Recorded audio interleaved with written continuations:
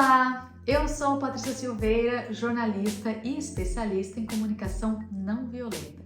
Esse podcast, Escuta com Patrícia Silveira, é para a gente conversar sobre comunicação não violenta, também chamada de CNV, e autoconhecimento e saúde mental. Hoje eu quero conversar com quem tem dificuldade em falar não ou escutar um não. Será que é o seu caso? Eu vou trazer 3 contribuições da CNV em relação a isso. Primeiro tópico: por trás de todo não, sempre tem um sim. O que isso significa? A comunicação não violenta nos ensina, eu já falei sobre isso em outros vídeos, que por trás de todo comportamento existe uma necessidade a ser atendida.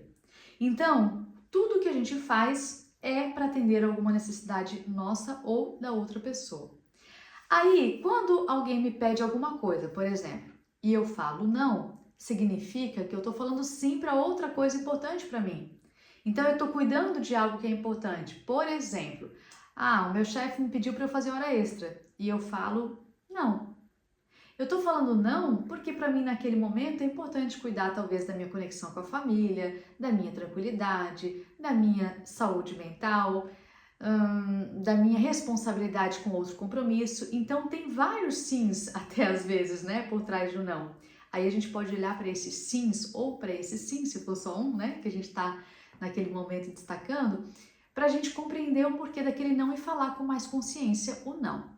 Se eu sou a pessoa que estou escutando um não, eu também posso pensar, aquela pessoa está falando sim para quê? Se eu sou o chefe, por exemplo, pedindo para alguém fazer hora extra e a pessoa me diz não, eu posso pensar, bom, a pessoa está falando sim para outra coisa, mesmo que seja para um descanso que ela está precisando, ou até para um momento aí de dar uma desopilada na cabeça, né?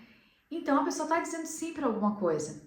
Aí pode ajudar bastante na compreensão daquela pessoa se a gente olhar para esse sim, quem sabe até perguntar. Algumas vezes a gente nem chega a perguntar, né? Às vezes não tem espaço para essa conversa, mas só da gente pensar dessa forma já pode ajudar a gente naquela relação e naquela compreensão. Então, primeiro tópico, por trás de todo não, sempre existe um sim. Segundo, a comunicação não violenta nos ensina em relação à autenticidade, ou seja, a gente ser verdadeiro, a gente se conhecer e expressar aquilo que está vivo dentro da gente.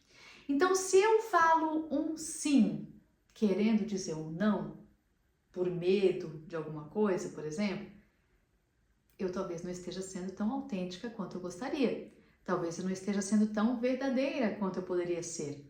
Aí a gente pode pensar bem direitinho em relação àquilo que a gente quer dizer e trazer de uma maneira tranquila, né? Então eu posso dizer um não, buscando de alguma forma atender aquela necessidade da outra pessoa também. Então o segundo tópico é esse. Dizer não significa autenticidade muitas vezes, significa colocar limites. E isso também a CNV nos ensina.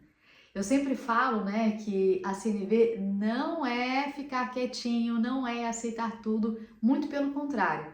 A CNV nos ajuda a nos expressar. Tem gente até que, quando começa a estudar a CNV, tem dificuldade de se expressar e de falar, costuma aceitar tudo e depois muda. Porque a CNV é isso, é em relação a gente falar com autenticidade e com verdade.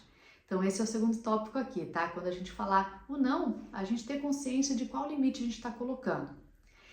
E o terceiro tópico é em relação a como dizer esse não.